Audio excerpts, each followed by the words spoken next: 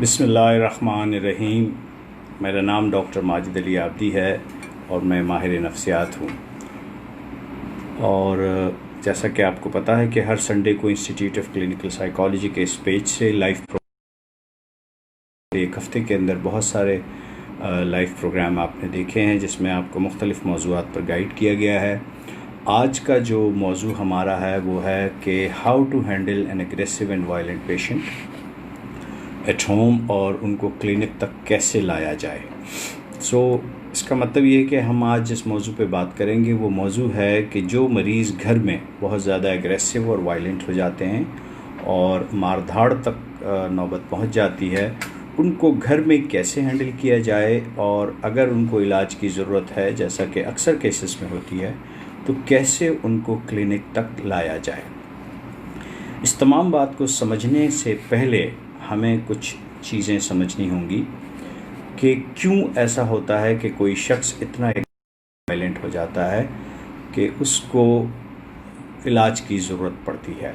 देखिए, एग्रेशन और वायलेंट जब कभी भी किसी शख्स में होता है, उसकी दो बड़ी वजूहात होती हैं या दो बड़ी इकसाम होती हैं।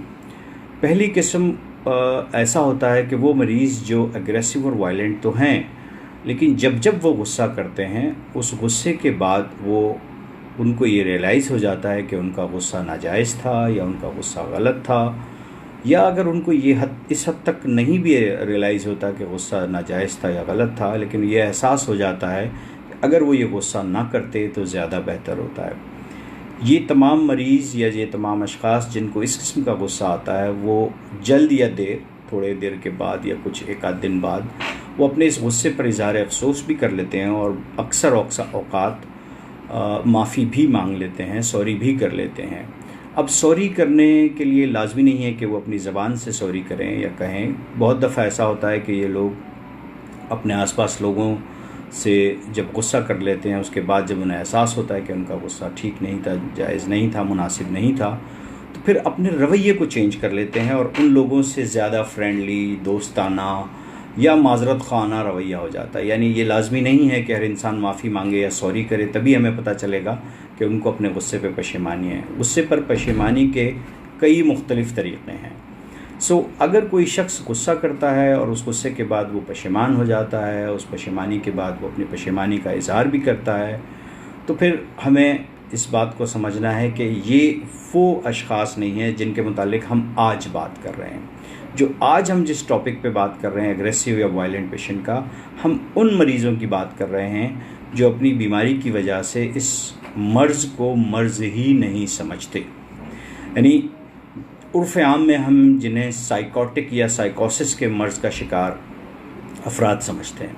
अब साइकोसिस में कई मुख्तलिफ़ अमराज आते हैं। मिसाल के तौर पे schizophrenia, bipolar disorder, mania, drug addiction, इसी तरह से बहुत सारी और साइकोटिक फिनोमेना और बीमारियां हैं जहां पर ऐसा होता है कि मरीज़ बहुत दफ़ा एग्रेसिव और वायलेंट हो जाता है।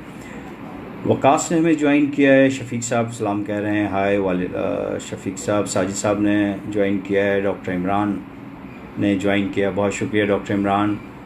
डॉक्टर साजिद, बहुत शुक्रिया आपने शो को ज्वाइन किया। डॉक्टर इमरान, जैसे आप सब जानते हैं कि माशाल्लाह बहुत ज़बरदस्त लाइव शो कर रहे हैं, और रमज़ान में और उससे पहले भी पूरे लॉकडाउन में इमरान यूसुफ साहब के बड़े ज़बरदस्त किस्म के शो हैं जिसमें अवाम उन्नास को बहुत ही अच्छे और बहुत ही साफ़ सुथरे और बहुत ही आसान तरीके से अवाम उन्नास को गाइड करते हैं।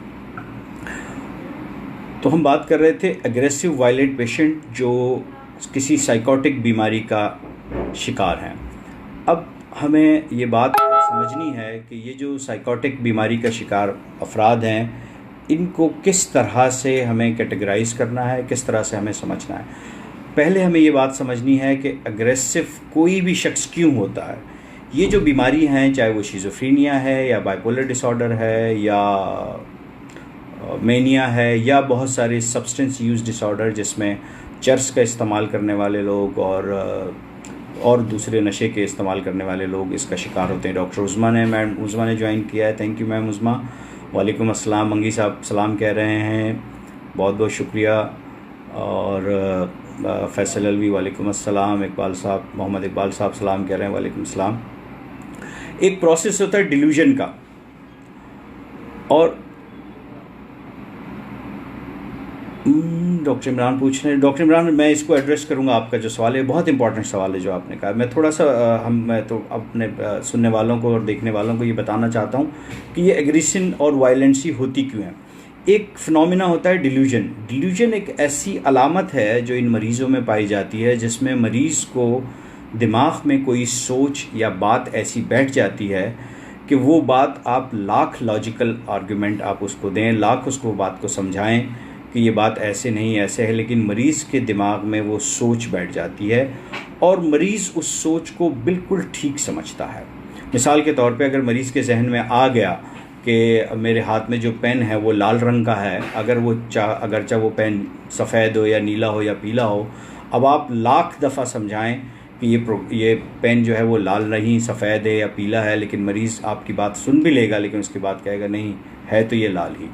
वालेकुम अस्सलाम शाकिर मोहम्मद हुसैन साहब, आप जाफरी साहब कह रहे हैं बहुत अच्छा प्रोग्राम है, शुक्रिया।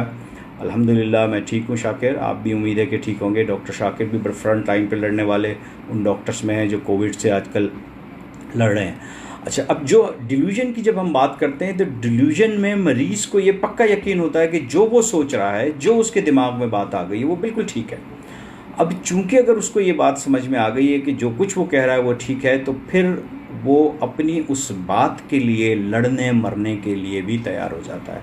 मिसाल के तौर पे अगर मरीज़ के दिमाग में ये ख्याल आ गया कि मेरे घर वाले या मेरे आसपास या मेरे फैमिली वाले या मेरे ऑफिस वाले मुझे मारना चाहते हैं, मुझे जहर देना चाहते हैं, मुझे नुकसान पहुंचाना चाहते हैं, आपको ऐसा कोई एविडेंस भी ना मिले, कोई ऐसी सबूत या कोई ऐसी मामलात या बात आसपास ना भी हो, और उसके बावजूद वो मुकम्मल इस बात पे यकीन रखें, ना सिर्फ यकीन रखें बल्कि इसके ऊपर रिएक्ट भी करें और बिल्कुल इसी तरह से समझें कि नहीं मेरे ख़िलाफ़ ऐसा ही किया गया है, तो हम इस अलामत को डिल्यूजन कहते हैं। इसी तरह से एक और अलामत जो एग्रेसिव और वायलेंट पेशेंट्स में अमूमन होती है वो होती है हेलुसिनेशन। इन मरीज़ों को ऐसी आवाज़ें आती हैं या ऐसी चीज़ें दिखाई देती हैं जो आम हालत में दूसरे लोगों को नहीं दिखाई देती या सुनाई नहीं देती। तो सोचिए इस बात को कि अगर किसी शख्स को अपनी बीमारी की वजह से, उसकी जहनी कैफियत की वजह से या नशे के इस्तेमाल करने की वजह से कानों में कुछ ऐसी आवाज़ें आ रही हैं जो आवाज़ें उसको किसी के ख़िलाफ़ भड़का रही हैं, और फिर दिमाग में ऐसी सोच भी मौजूद है कि वो सोच उसको ये बता रही है कि वो किसी के ख़िलाफ़ है या कोई उसके ख़िलाफ़ है और लोग उसके नुकसान पहुंचाना चाहते हैं, तो अब अगर आप उसको लाख समझाना चाहें कि ये सिचुएशन नहीं है, ये आपके दिमाग की गलत सोच है, या जो आपकी कानों में आवाज़ें आ रही हैं इन आवाज़ों का ताल्लुक़ आपके किसी भी किस्म के मसाइल से हो सकता है, लेकिन ये आवाज़ें किसी भी तरह से कोई हकीकत में बेस्ड आवाज़ें नहीं हैं, लेकिन वो हज़रात जो मरीज़ जो इस मर्ज़ में मुब्तला हैं वो इन आवाज़ों और इस सोच का शिकार हैं, वो किसी तौर से ये बात मानने पर तैयार नहीं होंगे। अब आपको यहाँ ये बात समझनी है कि अगर आपके और मेरे कान में भी कोई आवाज़ आए और हम ये समझें कि ये आवाज़ हमें उसी तरह से आ रही है जिस तरह से हमें आम लोगों की आवाज़ें आती हैं, चाहे हमारे आसपास के लोग इस बात को डिनाई करेंगे उन्हें वो आवाज़ें नहीं आ रही हैं, और फिर वो आवाज़ हमारे दिमाग में कोई ऐसी बात कह दे जो ख़याल हमारे दिमाग में ऑलरेडी मौजूद है उसको मज़ीद तक़वियत पहुँचा दे, तो हम उस बात पर मज़ीद पक्का यकीन कर लेंगे। इसी तरह से शिज़ोफ्रेनिया के मर्ज़ में या मेनिया के मर्ज़ में मरीज़ों को बाज़-औक़ात ये भी ख्याल आता है कि वो बहुत ही सुपीरियर हो गए हैं, बहुत समझदार हो गए हैं, और फिर कानों में कुछ ऐसी आवाज़ें भी आती है जिनसे उनको बताया जाता है कि आप बहुत समझदार हो गए हैं। अब ये जो आवाज़ें आने का फ़िनोमिना और साथ ही ये जो सोच में सख्ती है, सोच में फ़िक्सेशन आ जाती है, ये वो दोनों अलामत हैं कि हमारे यहाँ अमूमी तौर पे जब मरीज़ इन अलामत से सफ़र करता है तो इन्हें फिर हम समझते हैं कि कोई रूहानी मसला हो गया है, और फिर हम उनको लेके इलाके के मौलवी के पास या आमिलों के पास लेके जाते हैं, और फिर बदकिस्मती से आमिल वहाँ बता देते हैं कि जी इनको तो जिन आ गया है, भूत आ गया है, और फिर एक गैर मुनासिब किस्म का मामलात शुरू हो जाते हैं। समझना हमें यह है कि डिल्यूजन यानी ऐसी कोई सोच जो हकीकत से बिल्कुल दूर हो और मरीज़ उस सोच को मानने पे मुकम्मल तौर पे मुसर हो, आपके लाख समझाने के बावजूद उसकी सोच तब्दील ना हो रही हो, वो अपनी सोच से पीछे हटने पे तैयार ना हो, और साथ ही मरीज़ को अगर ऐसी कानों में आवाज़ें आ रही हों, ये दोनों अलामत हों या दोनों में से कोई एक अलामत हो, तो याद रखिए, इन मरीज़ों से जितनी ज़्यादा आप बहस करेंगे, उनको समझाने की कोशिश करेंगे कि आप गलत कह रहे हैं या आप गलत सोच रहे हैं, या नहीं हमें तो आवाज़ नहीं आ रही है, आपको कैसे आ रही है, इससे ये होगा कि मरीज़ आपकी बात नहीं मानेगा और बजाय इसके कि मामलात कुछ बेहतरी की तरफ जाएं, उल्टा मरीज़ आपके भी ख़िलाफ़ होगा। याद रखें, ज़्यादातर मरीज़ घर में जब अपनी बीमारी की वजह से एग्रेसिव हो जाते हैं या मारधाड़ पे उतर आते हैं या गुस्सा या गालम गलोच या बदकलामी पे उतरते हैं, तो अमूमी तौर पे ये मरीज़ इन दो में से किसी एक अलामत का शिकार होते हैं। और ये भी याद रखें कि अगर मरीज़ इन दो में से किसी एक अलामत का शिकार है तो फिर आप उन मरीज़ों को समझा नहीं सकते। जितना ज़्यादा बल्कि आप समझाएंगे, उतना ज़्यादा मरीज़ के और ज़्यादा एग्रेसिव होने के चांस हैं। हमें पहले ये बात समझनी है कि मरीज़ के दिमाग में जो भी ख्याल आ गया है या मरीज़ के कानों में जो भी आवाज़ें आ रही हैं, वो उस आवाज़ें और उस ख़यालात के आगे मजबूर हैं, क्योंकि वो अपनी इस आवाज़ और ख़याल को 100% ठीक समझता है। बीच में कुछ मैसेजेस हैं, थैंक यू, मेरे लिए दुआया मैसेज हैं काशिफ इकबाल साहब के, बहुत शुक्रिया काशिफ इकबाल साहब। अल्लाह ताला सबको महफूज रखे, सबको सेहत दे। अकीला कह रहे हैं good afternoon, I like your topic, thank you Akila. Malik Arsan कह रहे हैं very informative, really most important, thank you very much. और जो लोग हमें ज्वाइन कर रहे हैं उनका बहुत बहुत शुक्रिया जो लाइव शो देख रहे हैं। सो डिल्यूजन और हेलुसिनेशन, ये दोनों बात हमने आपको समझाई कि डिल्यूजन और हेलुसिनेशन के शिकार मर्ज़ के जो मरीज़ होते हैं, उनको समझाना या उनको अपनी सोच से हटाना तकरीबन नामुमकिनात में से होता है। अब हमें ये बात समझनी है कि अगर कोई शख्स किसी भी तरह से इस बीमारी का शिकार है जिसमें मरीज़ को डिल्यूजन या हेलुसिनेशन होते हैं, तो इन अमराज के शिकार मरीज़ों को समझाने से शायद ये मामलात ठीक नहीं हों, बल्कि जितना आप समझाने की कोशिश करें, अगर वो अपनी सोच पे कायम है तो उनको लगेगा कि आप भी उनके ख़िलाफ़ हैं। और फिर अमूमी तौर पे ऐसा होता है कि जब ये मरीज़ अपनी डिल्यूजन या हेलुसिनेशन की वजह से घर के अफराद से कुछ बातें करते हैं जो अमूमी तौर पे फैमिली मेम्बर्स क्लिनिक्स में आके हमें कहते हैं कि डॉक्टर साहब मरीज़ उल्टी सीधी बातें कर रहा था, और जब वो उल्टी सीधी बातें करते हैं और मरीज़ के लवाहिकीन उनको डांट डपट करना शुरू करते हैं कि तुम गलत कह रहे हो, झूठ बोल रहे हो या गैर मुनासिब बात कर रहे हो, तो फिर वो मरीज़ इस बात पे लड़ने मरने पे तैयार हो जाता है, क्योंकि उसको अपनी दिमाग की बात, सोच और अपने जो कानों में आवाज़ें आ रही होती हैं वो उनको बिल्कुल 100% ठीक लग रही होती हैं और वो उसको अपनी असल हकीकत मानने पे तैयार होते हैं। तो अब सोचिए, मिसाल के तौर पे हम सब मुसलमान हैं और हम अल्लाह ताला पर बिलीव करते हैं और अल्लाह की वहदानियत पे बिलीव करते हैं। अब अगर हमारे दिमाग में ये बिलीव यकीन की हद तक मौजूद है, अगर कोई भी शख्स हमारे इस बिलीफ के ख़िलाफ़ बात करेगा तो हमारा क्या रिएक्शन होगा? यकीनन हम गुस्से में आएंगे, नाराज़ होंगे। अगर कोई हमसे हमारे इस बिलीफ के ख़िलाफ़ बहस करेगा, मुबाहिसा करेगा, हमें यह साबित करने की कोशिश करेगा कि हमारा बिलीफ गलत है, तो हम लड़ने मरने पर तैयार हो जाएंगे। एग्जैक्टली यही सब कुछ इन मरीज़ों के दिमाग में मौजूद होता है। वो इस मर्ज़ को, यानी इस डिल्यूजन को और हेलुसिनेशन को चूँकि हकीकत पर मबनी समझ रहे होते हैं, तो वो अपनी सोच के लिए लड़ने मरने के लिए भी तैयार होते हैं। अयूब दर साहब ने सलाम,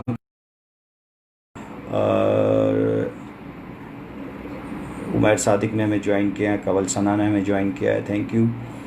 अब हमें ये समझना है कि अगर आपके घर में कोई ऐसा मरीज़ है जो डिल्यूजन और हेलुसिनेशन का शिकार है, तो हमें उसको कैसे हैंडल करना है, कैसे हमें उसको हैंडल करना है। यानी एग्रीशन और वायलेंट मरीज़ को घर में हैंडल करने का पहला सबसे अहम नुक्ता जो है वो अब आपको समझना है, वो ये कि जब ये मरीज़ कोई भी ऐसी बात करें जो आउट ऑफ बॉक्स हो, या ऐसी बात करें जो हमारी समझ से बाहर हो या जिसका हकीकत से कोई ताल्लुक़ ना हो, और मरीज़ इस हद तक उस बात के ऊपर मुसर हो कि ऐसा लगे कि वो हर तरह के लिए कन्विंस है कि उसके दिमाग की बात बिल्कुल ठीक है। मिसाल के तौर पर अगर एक शख्स जो नमाज भी नहीं पढ़ता है, जिसका ज़ाहिरी हुलिया भी बहुत ख़राब है, जिसकी सफाई और तहारत वाला मामला भी नहीं है, लेकिन वो ये दावा कर देता कि मैं तो वलीउल्लाह हूँ, और जब लोग उसे समझाने की कोशिश करते हैं कि भाई तुम ये गलत कह रहे हो या तुम ठीक, लेकिन वो इस बात से पीछे हटने के लिए तैयार नहीं है, और वो अगर आप उसको ये बात कहते हैं कि आप गलत कह रहे हैं तो वो लड़ने मरने पर तैयार हो जाता है।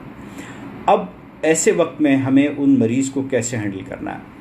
देखिए, जब किसी भी तरह से आप किसी मरीज़ को ये बात समझाने की कोशिश करेंगे कि वो गलत सोच रहे हैं और वो सोच उसके बिलीफ सिस्टम का हिस्सा बन गई है इस बीमारी की वजह से, तो वो फिर अब आपसे लड़ने मरने पर तैयार हो जाएगा। तो हमने ये करना होता है कि जब भी कोई मरीज़ अपने डिल्यूजन की बेस पे या हेलुसिनेशन की बेस पे कोई बात करता है, तो हम उसकी बात को एक्सेप्ट भी नहीं करते और निगेट भी नहीं करते। अब ये थोड़ी सी समझने की बात है कि हमें करना क्या है। मिसाल के तौर पे उसने कहा कि मैं वलीउल्लाह हूँ, और चूंकि मैं वलीउल्लाह हूँ, अब जो कुछ मैं कह रहा हूँ आप सब लोग मेरी बात मानें, या आप सब लोग जिस तरह की मैं कह रहा हूँ उस तरह की बात मानेंगे, इस वक्त नमाज ना पढ़ें या रोज़ा ना रखें। अगर वो कोई भी उल्टी सीधी बात करता है इस बात में आके कि जी मैं वली हूँ, अब हमने कैसे रिस्पॉन्स करना है? अगर आप उसे ये कहेंगे कि तुम बकवास कर रहे हो, कुफ्र बक रहे हो, कैसे तुम नमाज से रोक सकते हो या रोज़े से रोक सकते हो, तो ये तुम कुफ्र बक रहे हो, तो इसका मतलब है कि हमने उसे बिलीफ सिस्टम को चैलेंज किया, और जब हमने उसके बिलीफ सिस्टम को चैलेंज किया, अब वो शख्स हमसे लड़ने मरने पर तैयार हो जाएगा, वायलेंट होगा, अग्रेसिव होगा। अगर आपने ये कह दिया कि हाँ तुम ठीक कह रहे हो, हाँ ऐसे ही होना चाहिए, फिर वो आपसे मज़ीद लड़ेगा कि चूँकि आपने मेरी बात मानी है तो अब आप उस बात पर अमल कीजिए, यानी नमाज भी ना पढ़िए, रोज़ा भी ना रखिए। या अगर कोई शख्स इस बात का डिल्यूजन का शिकार है कि उसके घर वाले उसे खाने में जहर मिला के दे रहे हैं पिछले 10 साल से, और इसके बावजूद कि वो जहर मिला के दे रहे हैं, अल्लाह ने उस पर कोई ख़ास किस्म का करम किया हुआ है जिसकी वजह से उसको कुछ नहीं हो रहा है। अब आप अगर उसको समझाने की कोशिश करें कि भाई कैसे तुम्हें जहर मिला के दे रहे हैं, अगर 10 साल से कोई जहर दे रहा होता तो तुम्हें कुछ तो नुकसान पहुंचता, कोई तो तुम्हें नुकसान पहुंचा सकता, कोई तो तुम में ऐसी तब्दीली आती कि पता चलता कि जहर का कोई नुकसान सामने आ रहा है, तुम्हारे टेस्ट करवाएं वो नॉर्मल आए हैं, जहर की कोई अलामात आप में नहीं है, लेकिन वो मरीज़ मानने पर तैयार नहीं है। अब अगर आपने कहा कि नहीं दिया जहर, तो वो आपसे लड़ने पर तैयार हो जाएंगे। अगर आपने कहा कि हाँ तुम ठीक कह रहे हो, जहर दे दिया है तुम्हें, तो फिर वो कहेगा कि जिन लोगों ने जहर दिया तुम मेरे साथ मिलके उनसे भी लड़ो। तो इसका मतलब है कि हमें कोई ट्रिकी तरीके से उसको हैंडल करना होगा। सो जो भी अशख़ास आपके पास करीब करीब ऐसे हैं जो डिल्यूजन या हेलुसिनेशन का शिकार हैं अपनी बीमारी, जहनी बीमारी की वजह से, तो हमें उनको ना मना करना है ना एक्सेप्ट करना है। अगर वो कहते हैं वो वली हैं, तो आप कहें अच्छा ऐसा होगा, मैं इस मामले को बहुत ज़्यादा जानता नहीं हूँ, आप ठीक कह रहे होंगे, मैं चूँकि इस मामले को बहुत ज़्यादा समझता नहीं हूँ, तो इसलिए मेरा ख्याल है कि किसी और वक्त इस पे बात कर लेंगे। आपकी बात हो सकता ठीक है, हो सकता आप सही कह रहे हों, मैं इस बात को नहीं जानता। अगर वो मरीज़ कहता है कि जी देखिए सब ने मिलके मुझे जहर दिया, या सब मिलके मेरे ख़िलाफ़ साजिश कर रहे हैं, मुझे नुकसान पहुँचाना चाह रहे हैं, या लोग मेरी जासूसी कर रहे हैं, मेरे पीछे आ रहे हैं, या टीवी में जो बात कही गई थी वो एक्चुअली मेरे ख़िलाफ़ कही गई थी, तो अब तो टीवी वालों को समझाएं, तो आप कहें अच्छा हो सकता है ऐसा हुआ होगा, लेकिन एग्जैक्टली मैं क्या कह सकता हूँ कि किस तरह से वो हो सकता है कि वो किसी ने दिया हो जहर, ना दिया हो, वो क्यों नहीं असर कर रहा, ये सारी बातें आप ठीक कर रहे होंगे, लेकिन मुझे नहीं पता।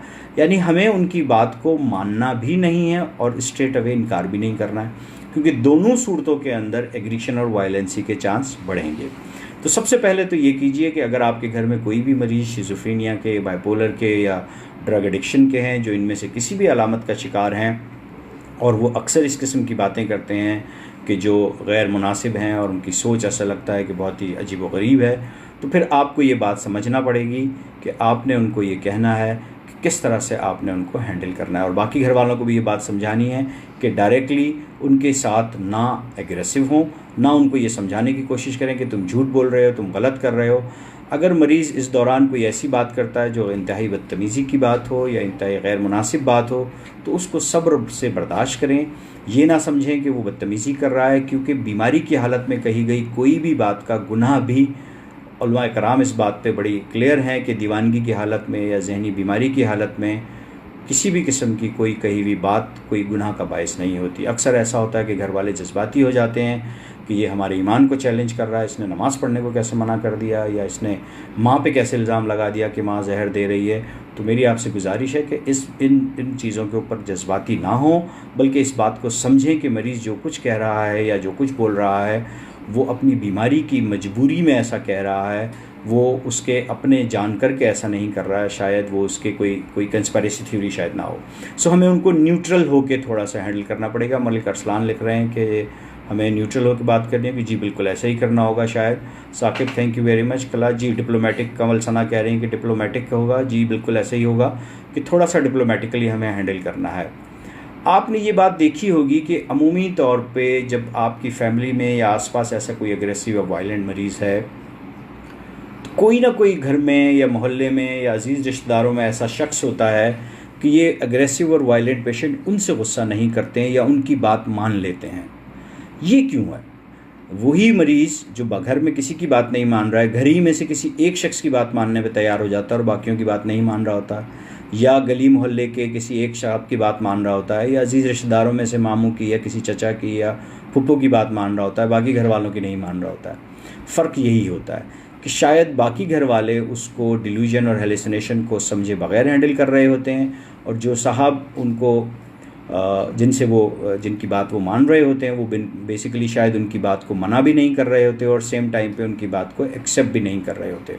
सो अभी हमें ये बात समझना है कि ये जो फैमिली में एक शख्स, एक या एक से ज़्यादा भी कई दफ़ा होते हैं कि मामू, छोटे मामू और बड़े चचा की बात मान रहे हैं, या बड़ी बहन की बात मान लेते हैं, या किसी की नहीं मान रहे, सिर्फ वालदा की बात मान रहे हैं। सो अगर ऐसी सिचुएशन है तो ये वो फैमिली मेम्बर है जो बहुत आसानी से इस्तेमाल कर सकते हैं, यूटिलाइज़ कर सकते हैं इलाज के लिए। देखें, मरीज़ चूँकि इस मर्ज़ में जब मुब्तला होता है तो वो अपनी बीमारी को बीमारी नहीं समझता। मरीज़ नहीं जानता कि वो बीमार है, मरीज़ नहीं जानता कि उसको इलाज की ज़रूरत है। चूँकि वो ख़ुद नहीं जानता कि वो बीमार है, चूँकि वो ख़ुद नहीं जानता कि उसको इलाज की ज़रूरत है, तो यकीनन अगर आप उसको जितना मर्ज़ी समझाएं, जितना मर्ज़ी उसको कन्विंस करने की कोशिश करेंगे, तो शायद वो इलाज की तरफ कन्विंस नहीं होगा। और ख़ुसूसन अगर आपने ख़ुद उसके डिल्यूजन और हेलुसिनेशन के ख़िलाफ़ उससे बात की है, या उसके डिल्यूजन और हेलुसिनेशन के ख़िलाफ़ उसको समझाने की कोशिश की है, तो यकीनन उसको इलाज की तरफ आपका राग़िब करना और मुश्किल हो जाएगा।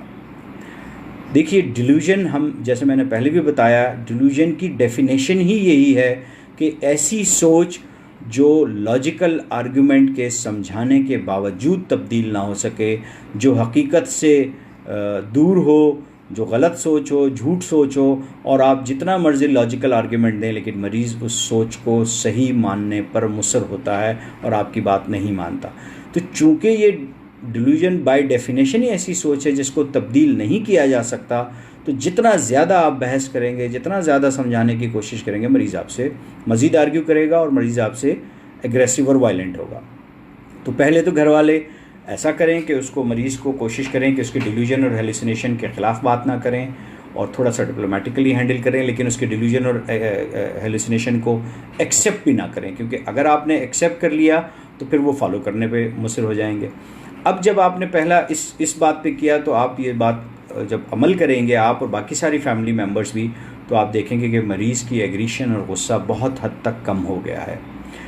उसके बाद भी अगर मरीज़ इलाज के लिए राज़ी नहीं है, वो क्लिनिक तक आने पे राज़ी नहीं है, तो फिर हमें सेकंड फेज़ में हमें ऐसा करना चाहिए कि घर या फैमिली का वो फैमिली मेम्बर जिससे मरीज़ नाराज़ नहीं होता है या कम नाराज़ होता है, या जिसकी बात मान लेता है या जिसकी चीज़ें एक्सेप्ट कर लेता है, उसको इस्तेमाल करना चाहिए। और उनको फिर चाहिए कि मरीज़ को इस तरह से कन्विंस करें कि आप को चूँकि तबीयत ठीक नहीं है। अमूमी तौर पे इन मर्ज़ में जब डिल्यूजन हेलुसिनेशन होता है तो नींद भी डिस्टर्ब होती है, सर में दर्द और इस तरह की कुछ और अलामात भी होती हैं। तो कोशिश ये करनी चाहिए कि मरीज़ को बाकी अलामात की निस्बत से तैयार किया जाए। ये अगर आप कह के तैयार करने की कोशिश करेंगे, देखो तुम्हारी सोच गलत है, चलो तुम्हारी सोच गलत है, आके इसका इलाज कराएं, तो चूंकि वो अपनी सोच को मरीज़ 100% ठीक समझता है और अपने बिलीफ सिस्टम का हिस्सा समझता है, तो बजाय वो इलाज पे राज़ी होने के मज़ीद इलाज का मुखालिफ हो जाएगा। सो हमें ये चाहिए कि बाकी जो कोलेट्रल सिम्टम्स हैं कि देखो तुम्हें कुछ दिनों से नींद नहीं आ रही है, चलें कहीं डॉक्टर को दिखाते हैं, तुम्हारी नींद का कोई बंदोबस्त करते हैं कि नींद ठीक हो। डॉक्टर साहब से पूछते हैं कि ये जो तुम्हें सर में दर्द हो रहा है इसके लिए शायद कोई टेस्ट करवाएं या कोई इलाज करवाते हैं। या अगर कई दफ़ा ऐसा होता है कि मरीज़ को जहनी बीमारी के साथ साथ कोई और जिस्मानी बीमारी हो, तो हम ये भी कई दफ़ा बहाना करते हैं कि तुम्हें बदहज़मी हो रही है तो चलो बदहज़मी के लिए डॉक्टर को दिखा लेते हैं, या ब्लड प्रेशर के लिए चल किसी डॉक्टर को दिखा लेते हैं। सो ये भी एक तरीका है मरीज़ को क्लिनिक तक लाने का, लेकिन इसके लिए वो फैमिली मेम्बर ज़्यादा अच्छे तरीके से कोशिश कर सकते हैं और कामयाब कोशिश कर सकते हैं जो फैमिली मेम्बर मरीज़ को न्यूट्रल तरीके से हैंडल कर रहे होते हैं और जिन फैमिली मेम्बर्स पे मरीज़ कुछ एतमाद भी कर रहा होता है। और ये अमूमी तौर पे देखा गया है कि आलमोस्ट हर फैमिली या फ्रेंड्स में एक आध दोस्त या फैमिली मेम्बर ऐसा ज़रूर मिल जाता है कि मरीज़ जिसकी बात मानने पे तैयार हो जाता है। अगर ऐसा नहीं है, आपने ये दोनों कोशिशें की माफ़ कीजिएगा, अगर मरीज़ को समझाने की भी कोशिश की, नहीं समझ में आ रही, मरीज़ से आपने न्यूट्रली हैंडल भी किया, उसके डिल्यूजन हेलुसिनेशन के ख़िलाफ़ भी नहीं बोला, इसके बावजूद मरीज़ इस बात पे तैयार नहीं है कि वो इलाज कराए। फिर घर के उस फैमिली मेम्बर को भी अगर आपने यूटिलाइज़ कर लिया और मरीज़ उस फैमिली मेम्बर की भी बात मानने पे तैयार नहीं है, या बहुत दफ़ा मरीज़ ऐसा कहते हैं अच्छा ठीक है मैं कल चलूँगा, आज चलूँगा, और फिर जब वक्त आता है जाने का तो वो दोबारा उसको ख़राब कर देते हैं या नहीं चलते या नहीं जाते। और फिर जब बार बार इस तरह से करने के बावजूद अगर मरीज़ तैयार ना हो तो फिर एक दूसरा तरीक़ा है, और तीसरा और चौथा तरीक़ा भी मौजूद है।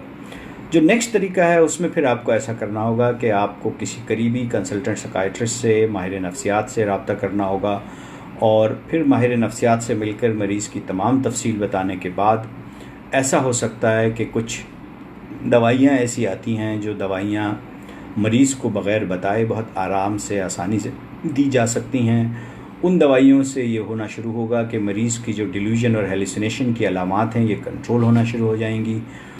अमूमी तौर पे ये दवाइयाँ हम मरीज़ों को या उनके लवाहिकीन को शॉर्ट टर्म के लिए देते हैं, लॉन्ग टर्म के लिए नहीं देते। हम ये कहते हैं और समझाते हैं मरीज़ के लवाहिकीन को कि ये दवाइयाँ जब आप मरीज़ को शुरू कराएं तो पहले कोशिश करें कि मरीज़ से कहें कि तुम्हारे सर में दर्द हो रहा है या नींद नहीं आ रही है तो ये नींद की गोली है, मैं डॉक्टर साहब से पूछ कर आया हूँ, आप ये नींद की गोली ले लीजिए, इससे नींद बेहतर हो जाएगी। और अगर नींद फिर ज़्यादा आने लगे तो नींद की गोली को कम भी किया जाना चाहिए। या अगर किसी के चेहरे पे कोई निशान है, कोई हाथ पे निशान है, ब्लड प्रेशर का मर्ज़ है या स्टमक का मर्ज़ है, तो किसी भी मर्ज़ के नाम के बहाने आप कोशिश करें कि मरीज़ को वो दवा दें। और जब वो दवा मरीज़ मुसलसल कुछ दिन इस्तेमाल कर लेगा तो मरीज़ का डिल्यूजन, गुस्सा, एग्रेशन और वायलेंस की ख़ासी हद तक कम हो जाती है और मरीज़ फिर क्लिनिक में आने के लिए तैयार हो जाता है। जब एक दफ़ा मरीज़ क्लिनिक में आने के लिए तैयार होता है और जब हम साइकियाट्रिस्ट से या साइकोलॉजिस्ट से मरीज़ की मुलाकात होती है तो चूँकि हमें ये बात पता है कि डिल्यूजन और हेलुसिनेशन क्या है और उसे किस तरह से हैंडल किया जाना चाहिए, तो अमूमी तौर पे इन मरीज़ों के साथ हमारा भी एक अच्छा रैपो डेवलप हो जाता है और मरीज़ फिर इलाज के लिए आमादा हो जाता है, इलाज को मानने के लिए आमादा हो जाता है और फिर यूँ इलाज शुरू हो जाता है। एक सूरत हाल ये भी होती है कि मरीज़ इतने अग्रेसिव और वायलेंट हो जाते हैं कि वो किसी भी नाम पर और किसी भी मर्ज़ की इलाज करने पर तैयार नहीं होते। और जब किसी भी मर्ज़ की कोई भी दवा लेने पे अगर मरीज़ तैयार ना हो, फिर हमें कुछ ऐसी दवाइयाँ मौजूद हैं कि जो मरीज़ को बताए बग़ैर हम मरीज़ को दे सकते हैं। मिसाल के तौर पर ये दवाइयाँ ऐसी दवाइयाँ हैं जो लिक्विड में मौजूद हैं, लिक्विड में आती हैं, और ये लिक्विड आप किसी भी तरह से किसी जूस में, सालन में, दूध में मिलाकर दे सकते हैं। अमूमी तौर पे इन गुस्सा, एग्रेशन और वायलेंट मरीज़ बिहेवियर को जो कंट्रोल करने वाली दवाइयाँ हैं उनको कोला ड्रिंक्स में नहीं दिया जाता। अगर आप को ऐसी दवा मौजूद है जो देनी जानी चाहिए तो एहतियात करें कि कोला ड्रिंक्स या सॉफ्ट ड्रिंक्स में नहीं दिया जाता, क्योंकि उसमें इन दवाइयों का असर नहीं होता और कई दफ़ा इन दवाइयों का केमिकल भी चेंज हो जाता है। दूसरा, अमूमी तौर पे चाय में भी इस दवा को नहीं दिया जा सकता, लेकिन इसके अलावा हर तरह के जूस में दिया जा सकता है, दूध में मिला के दिया जा सकता है। इवन अगर हल्का गर्म सालन हो, अगर शोरबे वाला सालन है तो सालन में भी मिला के ये दवा दी जा सकती है। तो अगर मरीज़ किसी तरह से दवा खाने पे आमादा नहीं है तो फिर अपने डॉक्टर से दोबारा रुजू कीजिए, साइकियाट्रिस्ट से दोबारा रुजू कीजिए और साइकियाट्रिस्ट को ये बात बताइए कि डॉक्टर साहब हमने कोशिश की लेकिन मरीज़ दवा खाने पे मुकम्मल तौर पे तैयार नहीं है। फिर ऐसी दवाइयाँ आपको दी जाएँ जो लिक्विड्स में मौजूद हों, और जब वो लिक्विड आपको दिए जाएँ तो मरीज़ के पता हुए बग़ैर उनको ये दवा किसी न किसी तरह से किसी चीज़ में मिला के दी जाए। दोबारा ये बात आपको बताता हूँ कि अगर ऐसा है और दवा आपको देनी पड़ रही है मरीज़ को, तो फिर आपको ये बात समझनी होगी कि ये शॉर्ट टर्म मैनेजमेंट है, ये लॉन्ग टर्म मैनेजमेंट नहीं है। क्योंकि अगला हिस्सा इलाज का ये है कि जब मरीज़ को ये दवा खाने में मिलाकर या सालन में मिलाकर या जूस में मिलाकर आप दे रहे हैं, तो जैसे ही मरीज़ का गुस्सा कम हो, जैसे ही उसके डिल्यूजन और हेलुसिनेशंस कम होना शुरू हों, तो फिर हमारी पहली कोशिश यही होनी चाहिए कि मरीज़ को डॉक्टर के क्लिनिक तक लेकर आएँ। एक और तरीका जो बहुत से मरीज़ के लवाहिकीन बहुत ही इफ़ादियत से इस्तेमाल करते हैं वो ये कि मरीज़ अपने आप को चूँकि मरीज़ मानने पे तैयार नहीं है, ख़ुसूसन नफ्सियाती मरीज़ या दिमागी मरीज़ मानने पे तो कतन तैयार नहीं होते हैं। तो ऐसी सूरत हाल में एक तरीका ये भी होता है कि अगर मरीज़ इस बात पे राज़ी हो कि मैं अपने स्टमक के मामलात का इलाज करा लूँगा या सर के दर्द का या ब्लड प्रेशर का, तो हम मरीज़ के लवाहिकीन को ये मशवरा देते हैं कि वो हमारे पास आएँ, साइकियाट्रिस्ट को विज़िट करें, साइकियाट्रिस्ट से मरीज़ तफसील के साथ, डिटेल के साथ डिस्कस करें, और जो भी दवाइयाँ साइकियाट्रिस्ट उनको प्रिस्क्राइब कर रहे हैं या बता रहे हैं, उन दवाइयों को आप लिखवा लें साइकियाट्रिस्ट से। और उसके बाद जो भी आपके फैमिली फिजिशियंस जिन पे आपका मरीज़ एतबार करता है, जिनसे इलाज कराने पे आपका मरीज़ तैयार है, अमूमी तौर पे ये देखा गया है कि मरीज़ अपने गली मोहल्ले के डॉक्टर्स के साथ आराम से इलाज कराने पे तैयार होते हैं, क्योंकि बचपन से वहाँ पर ये इलाज करवा रहे होते हैं। कुछ मैसेजेस हैं, मुदस्सर साहब वो आस्क कर रहे हैं, मीन Feroz doctor Usma reply to Zilul Rajput किया है, वासिल ही आबदी थैंक यू बेटा। अक्सा सलीम ने हमें ज्वाइन किया है, welcome Aqsa, welcome everyone who has just joined अस।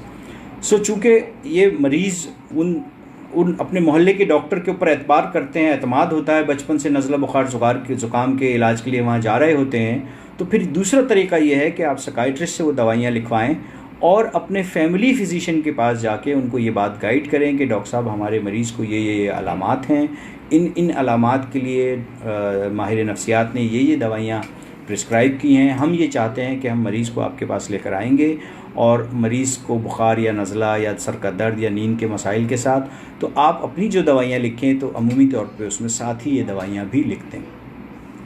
ये भी एक बड़ा इफ़ेक्टिव तरीका है, जिसके बाद मरीज़ वो दवाइयाँ खाना शुरू कर देता है।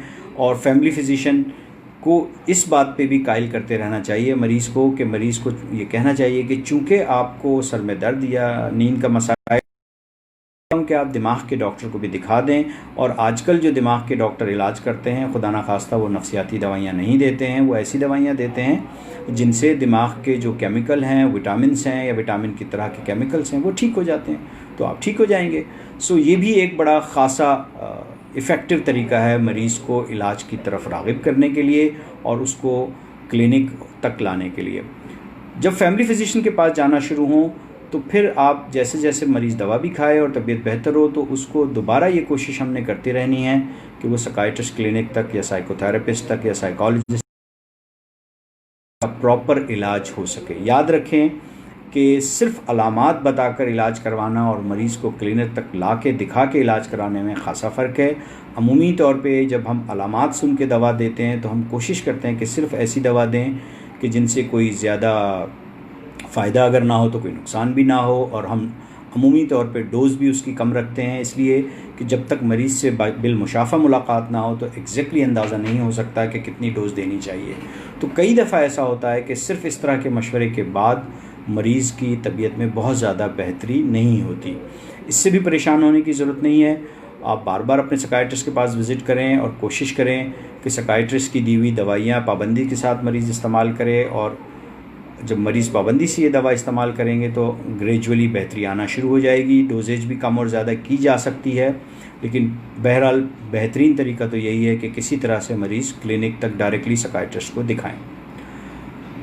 अगर कुछ मरीज़ हमारे यहाँ ऐसे भी होते हैं कि जिनकी तबीयत इतनी ज़्यादा ख़राब होती है कि दवा खिलाना तो दूर की बात, वो बात करने पर तक भी तैयार नहीं होते हैं, वो किसी भी डॉक्टर के पास जाने पर तैयार नहीं होते हैं।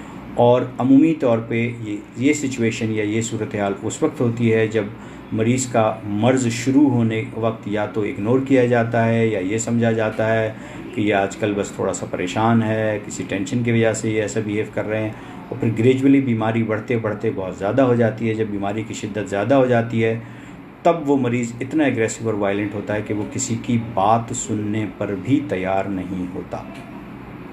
इस सिचुएशन में हमें क्या करना चाहिए?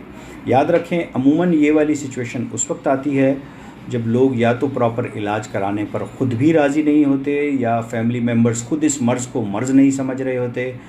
कई दफ़ा वो रूहानी इलाज की वगैरह के चक्कर में होते हैं, और फिर कई रूहानी इलाजात करवाने के बावजूद, कई दफ़ा जिन उतरवाने के बावजूद मरीज़ की अलामात में कोई ख़ास बेहतरी नहीं आती, बल्कि आहिस्ता आहिस्ता मर्ज़ की शिद्दत बढ़ती जाती है और यूँ मरीज़ को कंट्रोल करना ख़ासा मुश्किल या तकरीबन नामुमकिन हो जाता है। अगर ऐसी सूरत हो तो फिर एक लास्ट रिज़ॉर्ट के तौर पर एक ऑप्शन होता है हमारे यहाँ, उसको हम कहते हैं क्राइसिस इंटरवेंशन एट होम। ये जो क्राइसिस इंटरवेंशन होती है ये हमें एक्सट्रीम केसेस में करनी पड़ती है, जहाँ मरीज़ बहुत ज़्यादा एग्रेसिव हो जाता, वायलेंट हो, मार धाड़ पे इस हद तक मारधाड़ पे मरीज़ उतर जाता है कि वो तशद्दुद भी करता है और घर में कई लोगों को ज़ख्मी तक कर देता है। अगर इस किस्म की कोई सिचुएशन हो रही हो तो खुदारा इससे पहले की एग्रीशन सिर्फ गालम गलोच तक या हल्का फुल्का मारपीट तक हो, उसी वक्त आपको चाहिए कि फ़ौरी तौर पे कहीं ना कहीं किसी ऐसे इदारे से रब्ता कीजिए जहां साइकियाट्रिस्ट या साइकोलॉजिस्ट मौजूद हों, ताकि आपको प्रॉपरली गाइड किया जाए। इस वक्त कराची शहर में और तकरीबन हर बड़े शहर में ऐसे हॉस्पिटल्स की सर्विसेज मौजूद हैं कि जो मरीज़ को, ऐसे मरीज़ों को जो वायलेंट और बहुत ज़्यादा अग्रेसिव हो जाएं, उनको घर से अस्पताल तक लाते हैं। इस क्राइसिस इंटरवेंशन के भी कुछ तरीके होते हैं और उसमें कई दफ़ा ऐसा होता है कि अगर आप ऐसे इलाके में हैं कि जहां कोई हॉस्पिटल घर से मरीज़ को लाने पे तैयार नहीं है, तो मैं आपको गाइड कर सकता हूं कि आप भी घर में रहते हुए कुछ लोगों को यूटिलाइज़ करते हुए मरीज़ को अस्पताल तक ले जा सकते हैं। याद रखें, जो अब हम बात कर रहे हैं ये हम उन एक्सट्रीम मरीज़ों की बात कर रहे हैं कि जो बहुत ज़्यादा तशद्दुद कर रहे हैं और तशद्दुद की वजह से उनकी जो जनरल कैफियत हैं उसको हम कंट्रोल नहीं कर पा रहे हैं, हम उन्हें नहीं तशद्दुद से रोक पा रहे हैं। ना वो दवा लेने पे तैयार है, ना किसी डॉक्टर के पास जाने पे तैयार है, ना किसी भी तरह से वो किसी भी इलाज का हिस्सा बनने के लिए तैयार हैं। ऐसे मरीज़ों को हमें हस्पताल में दाखिल करके इलाज करना पड़ेगा, लेकिन ऐसे मरीज़ों को हस्पताल तक कैसे लाया जाए। अब हमें ये बात समझनी है कि क्राइसिस इंटरवेंशन घर में किस तरह से करना है।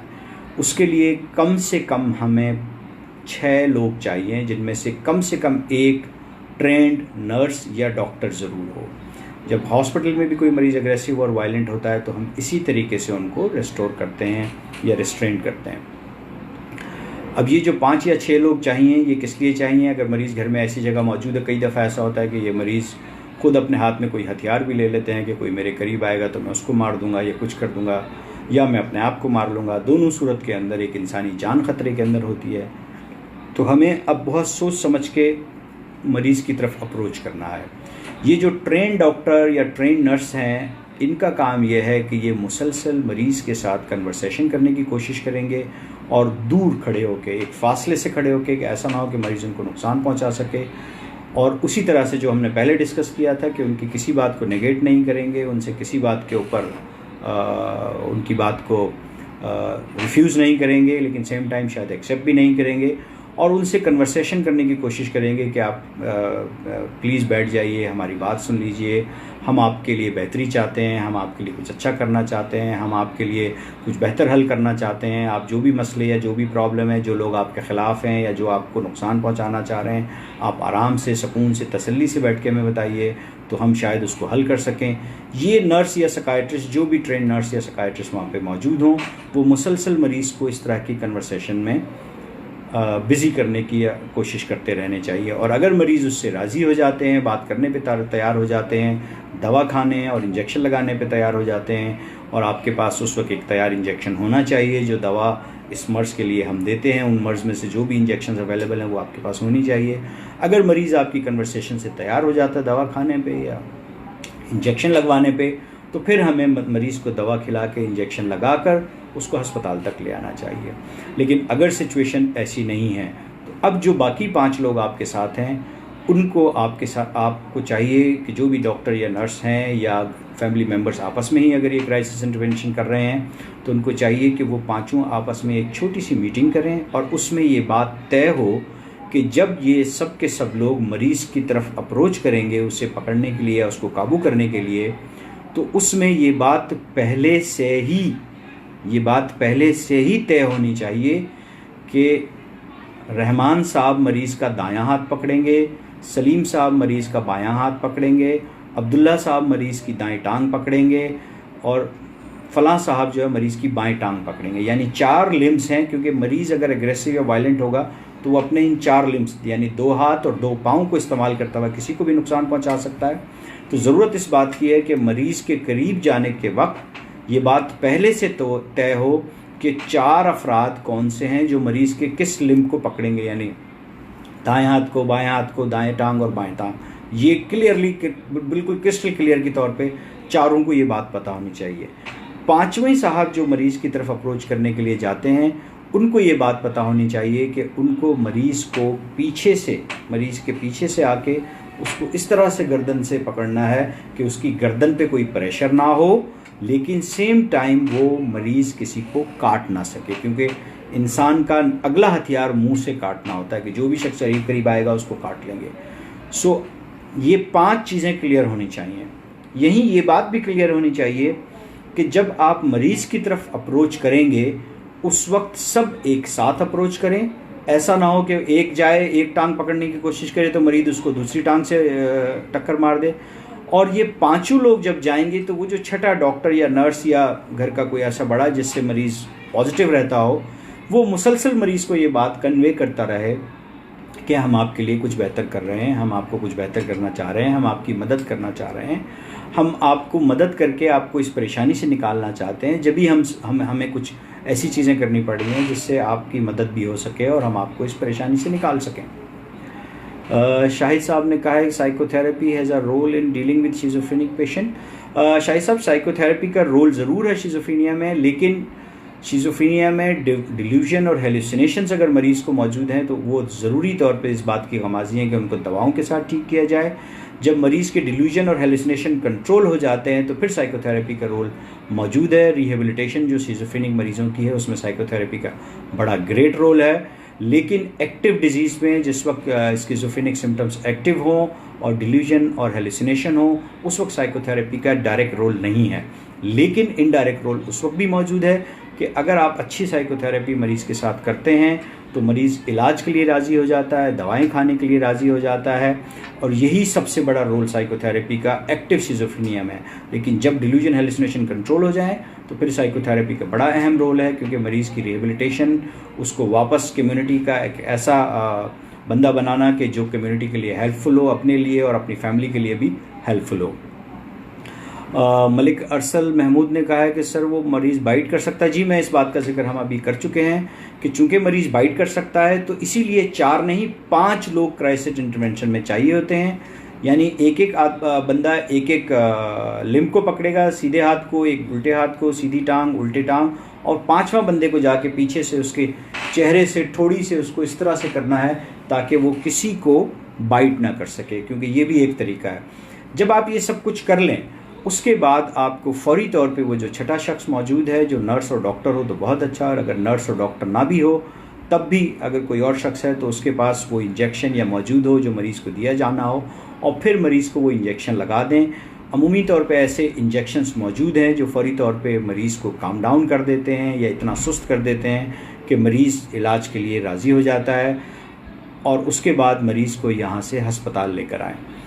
याद रखें कि अब मरीज़ को जब आपने हस्पताल में दाखिल करना है तो हस्पताल में मरीज़ को दाखिल करने के लिए आपको मरीज़ को हस्पताल तक लाना भी है, और उसके बाद हस्पताल के उस वार्ड तक भी लेके जाना है जहाँ पर मरीज़ सिक्योर्ड होते हैं। अमूमी तौर पे अस्पतालों में इन मरीज़ों के लिए वार्ड में ऐसी सहूलियात मौजूद होती हैं कि मरीज़ वार्ड के एक मखसूस हिस्से से ज़्यादा बाहर नहीं जा सकते और मरीज़ को वहाँ सिक्योर करके रखा जाता है।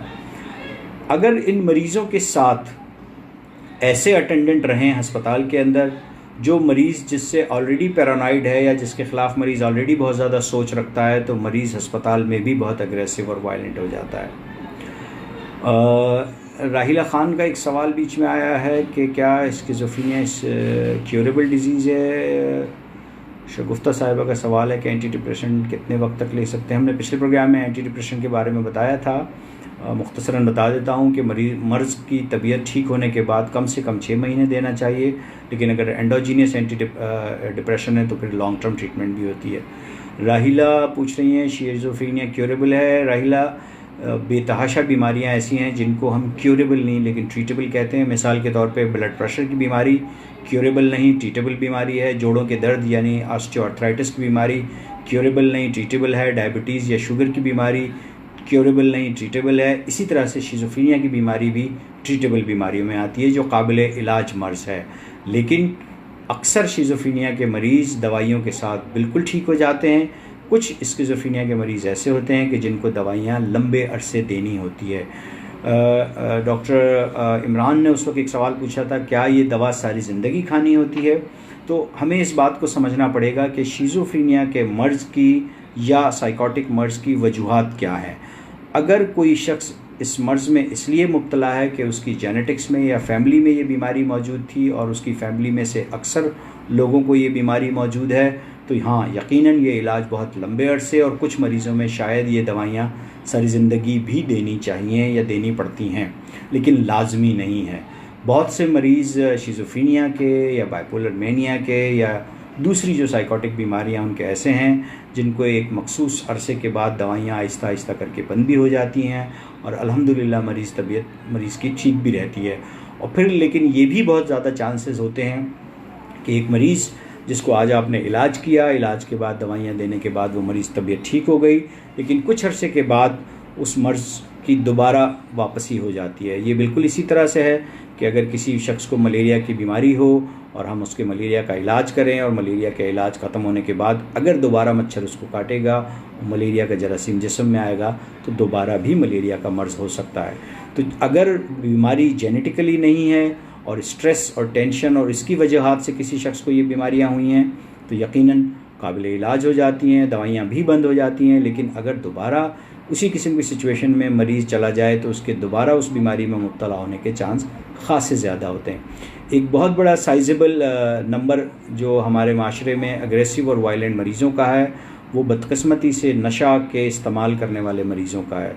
और ख़ुसूसन एक नशा हमारे यहाँ जिसे हम चर्स या मैरिवाना कहते हैं वो बदकिस्मती से बहुत कॉमन हो गया है और अमूमी तौर पे लोग इस मर्ज़ को के में जो नशे को इस्तेमाल करते हैं चर्स को, उनको वो लोग समझते हैं कि ये तो एक आम सी बात है, एक कॉमन सी बात है, बल्कि अब कई जगहों पे तो फैशन के तौर पे भी लोग उसको इस्तेमाल करते हैं। याद रखें, हेरोइन, शीशा या जितने दूसरे नशे हैं सब नुकसानदेह हैं, लेकिन इनमें से ज़्यादातर नशों का नुकसान दिमाग के साथ साथ जिस्म पे ज़्यादा होता है। लेकिन चर्स वो नशा है जिसका जिस्म पे शायद इतना ज़्यादा नुकसान नहीं है, लेकिन दिमाग को और इंसानी जहन को शिद्दत से नुकसान पहुंचाता है। और सिर्फ चर्स वाहिद एक ऐसा सब्सटेंस है जो इंसान को स्किज़ोफ्रेनिया जैसे सिम्टम तक ला सकता है। और जो लोग चर्स या इस तरह के नशे का रेगुलर इस्तेमाल करते हैं उनमें गुस्सा, चिड़चिड़ापन, जज्बाती हो जाना, वायलेंट हो जाना, एग्रेसिव हो जाने के चांसेस आम लोगों के निस्बत बहुत ज़्यादा हैं। तो होना ये चाहिए कि आप कभी भी अपने आसपास कोई ऐसा मरीज़ देखें जो एग्रेसिव और वायलेंट है तो कोशिश करें कि उसके इलाज का बंदोबस्त करें। अगर आपको किसी आलिम ने या मौलवी ने ये कहा है कि आपके मरीज़ पे जिन है या साया है या कोई इस किस्म की सिचुएशन आपको बताई है तो मेरी बात याद रखें कि अगर मिसाल के तौर पे मौलवी साहब या आलिम साहब ये कहते हैं कि जी इस पे जिन है और मैं ये वजीफ़ा कर रहा हूँ, ये मैं कर रहा हूँ, हो सकता है कि वो वजीफ़ा और वो रूहानी इलाज वाकई बहुत ही इफ़ेक्टिव हो, लेकिन आप मौलवी साहब से या आलिम साहब से ये बात ज़रूर पूछिएगा कि मौलवी साहब दवा और दुआ का तो कोई लड़ाई नहीं है ना। इस्लाम में तो दवा खाना सुन्नत रसूल मकबूल सल्लल्लाहु अलैहि वसल्लम है। तो दवा खाना तो और इलाज कराना तो किसी तरह से किसी रूहानी इलाज की में रुकावट नहीं है। तो मेहरबानी फरमा के मरीज़ का जो भी मेडिकल इलाज है वो भी जारी रखें। और अगर कोई आलिम साहब कोई दुआ बताते हैं, कोई वजीफ़ा बताते हैं तो जायका कि उसमें हमें कोई एतराज़ नहीं है और किसी को भी कोई एतराज़ नहीं होना चाहिए, क्योंकि जो दवाइयाँ हम इस्तेमाल करते हैं उसमें भी शिफा अल्लाह ताला हमारी दुआओं की तवस्सुल से ही देते हैं। तो हमें अल्लाह के ऊपर जो हमारा तवक्कुल है वो ये बात सिखाता है कि हमें अल्लाह पे अपने तवक्कुल को मुकम्मल रखना है, लेकिन हर चीज़ के हल का कोई ना कोई तरीक़ेकार है। और इस तरह के जितने अमराज हैं उनके लिए जितनी दवाइयाँ हैं वो दुनिया भर में नहायत सूदमंद साबित हुई हैं। डॉक्टर इमरान थैंक यू कर रहे हैं, शुक्रिया doctor Imran. Doctor Muqaddas Fatima thank you so much, आपका भी शुक्रिया। डॉक्टर उज़मा मैडम आपका भी बहुत बहुत शुक्रिया, आपने सेशन को पसंद किया। बहुत सारे सवालात बीच में ऐसे चले गए हैं कि जो मैं जवाब नहीं दे पाया हूँ, चूँकि प्रोग्राम का वक्त हमारा 1 घंटा है और अब वक्त भी कुछ थोड़ा सा कम रह गया है। मैं कोशिश करूँगा कि कुछ सवालों के जवाब मैं अभी दे सकूँ, लेकिन अगर इसके बावजूद कोई सवाल आपके जहन में है तो मेरी आपसे गुजारिश है कि बिल्कुल परेशान ना हों। और ये जो इंस्टीट्यूट ऑफ क्लिनिकल साइकोलॉजी का पेज है आप उस पर मेरा नाम लिख के टैग करके सवाल कर दें तो मैं जब कोशिश करूँगा कि उसका जवाब दूँ। दूसरा ये कि डॉक्टर माजिद अली आबदी या दी ब्रेन क्लिनिक का जो फेसबुक पेज है उसके ऊपर आप मुझे सवाल अगर लिख के भेज दें तो मैं कोशिश करूँगा कि जवाब दूँ। पिछले संडे जो हमने सेशन किया था उसमें भी कुछ सवालात ऐसे थे जो रह गए थे। उसमें एक सवाल था OCD के मुतालिक, मैं कोशिश करता हूँ उस पर भी बात करूँ। अभी यासिर ये कह रहे हैं कि most common cause of acute schizophrenia.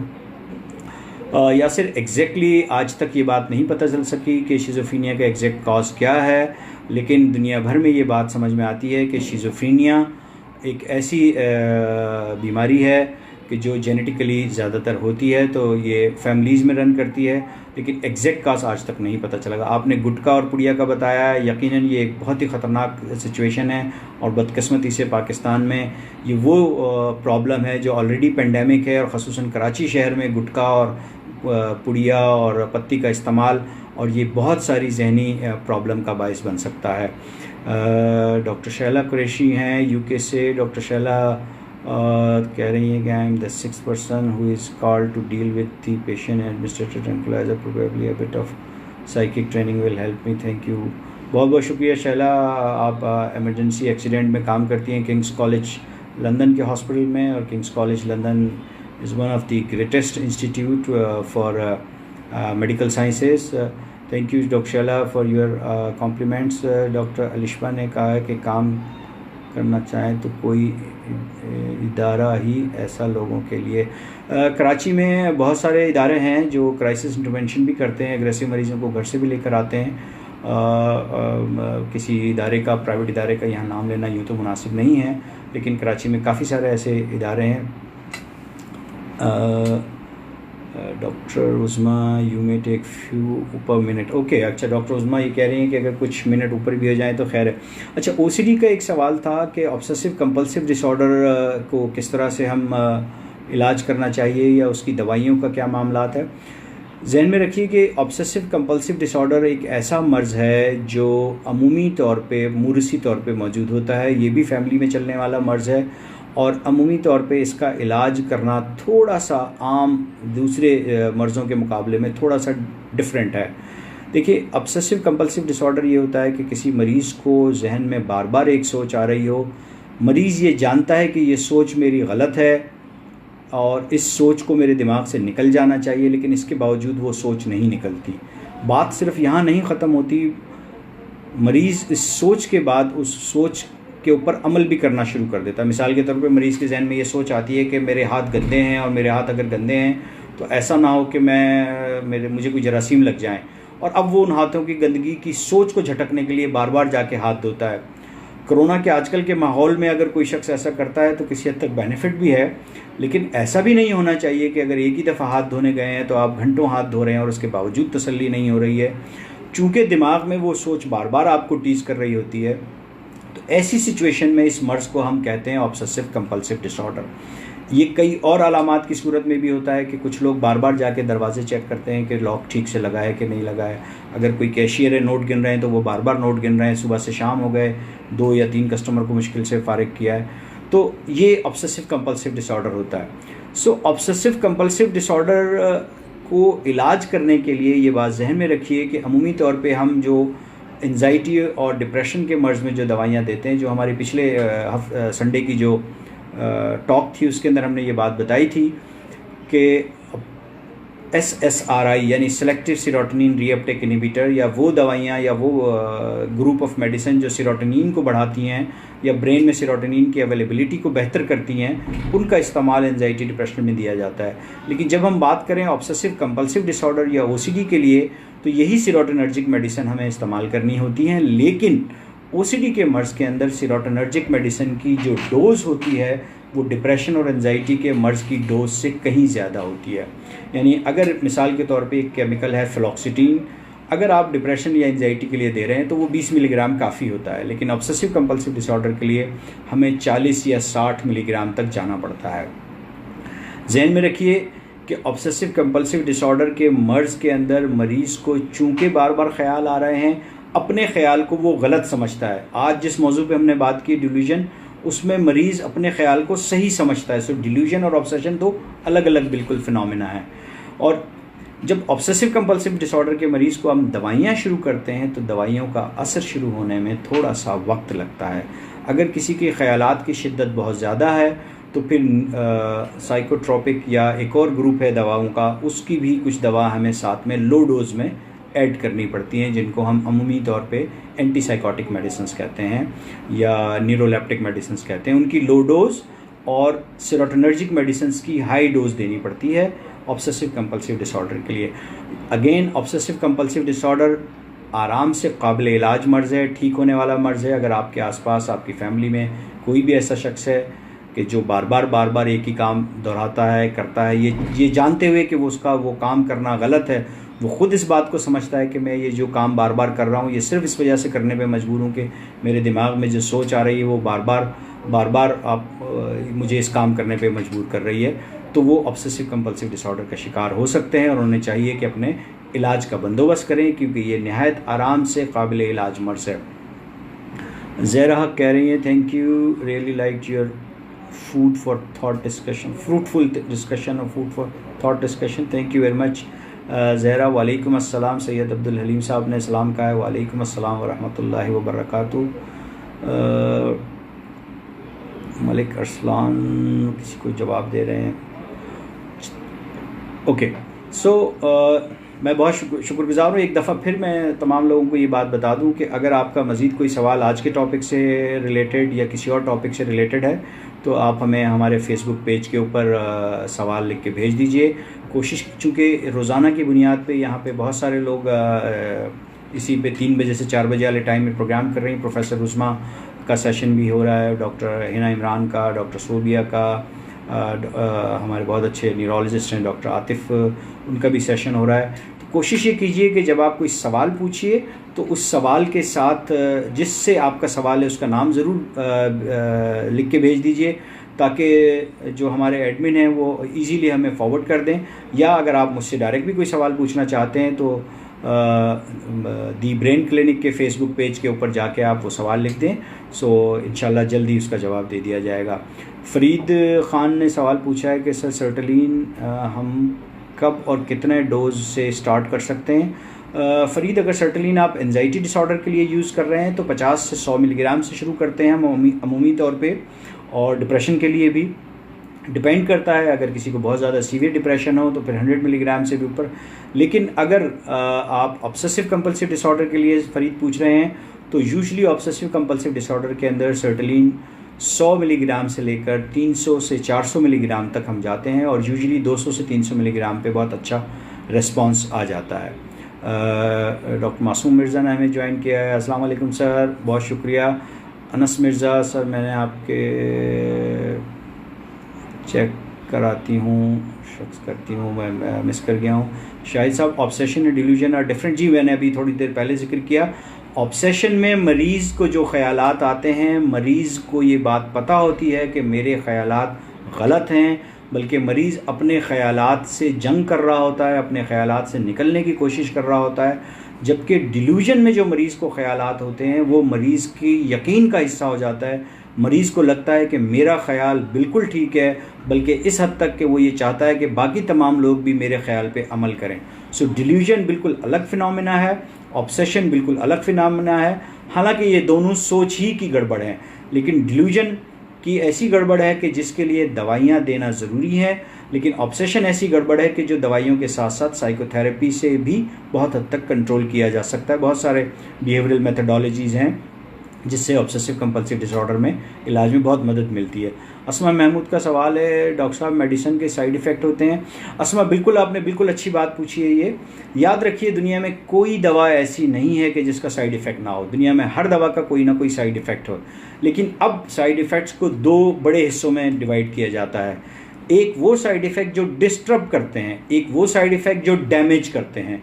वो तमाम दवाइयाँ जो डैमेज करने वाले साइड इफ़ेक्ट करती हैं, या तो अब उनको मार्केट में लाने की इजाज़त नहीं है, यानी मेडिकल साइंस से उनको हटा लिया गया है। अगर आप सबको याद होगा, आज से 25-30 साल पहले एक दवा थी नवेलजीन, जो बुखार के लिए बहुत कॉमनली इस्तेमाल की जाती थी, लेकिन कुछ अरसे बाद पता चला कि बोन मैरो के ऊपर उसके डैमेजिंग साइड इफ़ेक्ट हैं, तो दुनिया भर से उस दवा को उठा लिया गया। यानी ये जहन में रखिए कि एलोपैथिक मेडिसिन का ये रूल है कि अगर कोई दवा डैमेजिंग साइड इफ़ेक्ट रखती है तो उस दवा का इस्तेमाल नहीं करवाया जाता।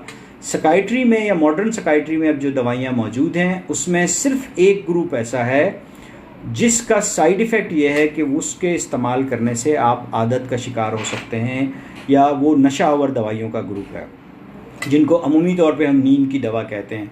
हमारा जो नेक्स्ट मेरा ख्याल सेशन है वो अब हम इसी के ऊपर कर रहे हैं, साइड इफ़ेक्ट पे। सो मेरी आपसे गुजारिश होगी कि अगले संडे को हमें ज़रूर ज्वाइन कीजिए। मैं उसमें तफसील से बताऊंगा कि कौन कौन सी दवाइयाँ हैं और किस किस दवाइयों का क्या क्या साइड इफ़ेक्ट्स हो सकते हैं और किस तरह से हमने अपने आप को ऐसी दवाइयों पर रखना है जो महफूज तरीन दवाइयाँ हों। Thank you very much for your precious time. Malik Arsal ने कहा है, थैंक यू मलिक साहब। सैयद जाफ़र साहब पूछ रहे हैं, सर डिप्रेशन और एंजाइटी मेडिसिन के साथ ज़िक्र इलाही से भी हो सकता? बिल्कुल ठीक बात है, इसमें कोई दो राय नहीं है कि ज़िक्र इलाही हमेशा सुकून देती है, हमारे लिए इत्मीनान का बाइस बनती है। लेकिन हमें इस साथ में ये बात भी समझना होगा कि अगर किसी शख्स की कैल्शियम कम हो जाए तो क्या सिर्फ ज़िक्र इलाही से वो कैल्शियम पूरी हो जाएगी?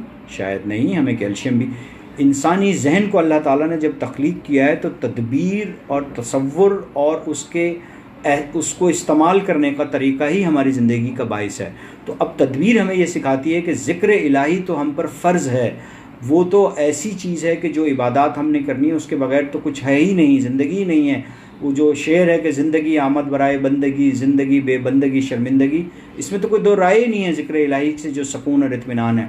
लेकिन अगर कोई शख्स डिप्रेशन और एंजाइटी के मर्ज़ का शिकार है और वो मर्ज़ इतनी शिद्दत का है कि उनके जहन के केमिकल डिस्टर्ब हो गए हैं, तो हमें दवाइयाँ भी देनी है। ये दवा भी इसी अल्लाह ताला ने ही ईजाद करके, अल्लाह ताला ही ने हमारे ये इलाज और सारी दवाइयाँ भी उसी की तरफ से हैं। तो ये सोच के सिर्फ दवा इस्तेमाल कर लें और ज़िक्र इलाही ना करें, ठीक नहीं है। ये सोच के सिर्फ ज़िक्र इलाही कर लें और बीमार हैं लेकिन दवा इस्तेमाल नहीं करेंगे, ये भी ठीक नहीं है। क्योंकि जैसा मैंने पहले भी कहा, दवा और दुआ की कोई लड़ाई नहीं है। और अगर ऐसा कुछ होता तो आप सल्लल्लाहु अलैहि वसल्लम ने अपनी ज़िंदगी में इलाज को सुन्नत बनाया था, सिर्फ इसलिए कि उम्मत सिर्फ रूहानी इलाज के चक्कर में ना पड़े और ये ना समझे कि चूँकि मैं रोज़ा नमाज ज़िक्र इलाही करता हूँ तो अब मैं मर्ज़ का इलाज ना करवाऊँ।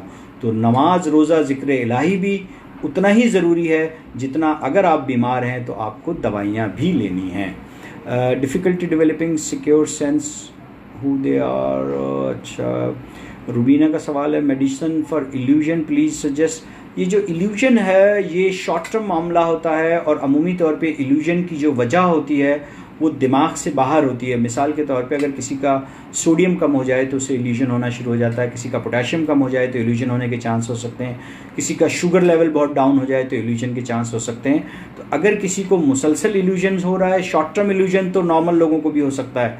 खौफ में एकदम हम सीढ़ियों पर चढ़े और हमें कोई चादर सूखी हुई थी तो हमें लगा कि कोई शख्स भागा है यहाँ से, वो हिली, तो ये तो नॉर्मल इल्यूजन हो सकता है फियर में। लेकिन अगर किसी को परसिस्टेंट इल्यूजन है कुछ टाइम के लिए तो उनको मेडिकल ट्रीटमेंट की ज़रूरत है, मेडिकल स्पेशलिस्ट को दिखाने की ज़रूरत है। अमूमन मेटाबॉलिक प्रॉब्लम्स के साथ ये इल्यूजन्स होते हैं, तो दवाइयाँ अकॉर्डिंगली कॉज होती हैं। अगर सोडियम कम है तो हमें सोडियम को पूरा करना है, अगर शुगर लेवल कम है तो हमें शुगर को ठीक करना है।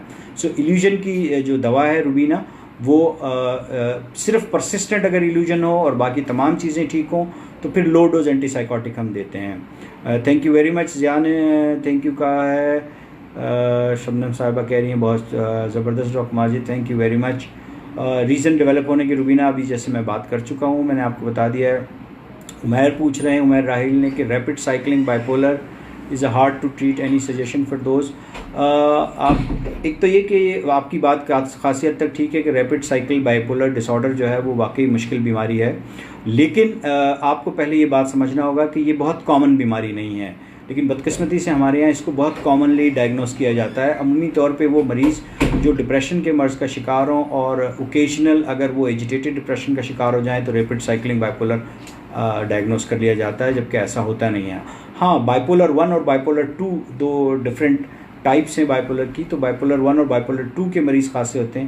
लेकिन इसके बावजूद अगर रैपिड साइकिलिंग बाइपोलर का मर्ज़ है तो फिर मेरी सजेशन ये है कि मूड स्टेबलाइज़र पे रखिए।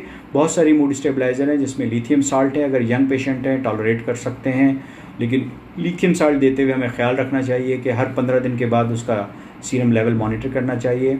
अगर लिथियम साल्ट पे नहीं तो वेल्पुरिक एसिड, कार्बामेज़ेपिन, लेमेट्रोजीन, बहुत सारी ऐसी दवाइयाँ मौजूद हैं जिनको हम मूड स्टेबलाइज़र कहते हैं, और ये वो दवाइयाँ होती हैं जो मूड को स्टेबलाइज करके रखती हैं और रैपिड साइक्लिंग बाइपोलर के लिए बहुत ही इफ़ेक्टिव हैं। Armaghan Bela, thank you very much for your comments.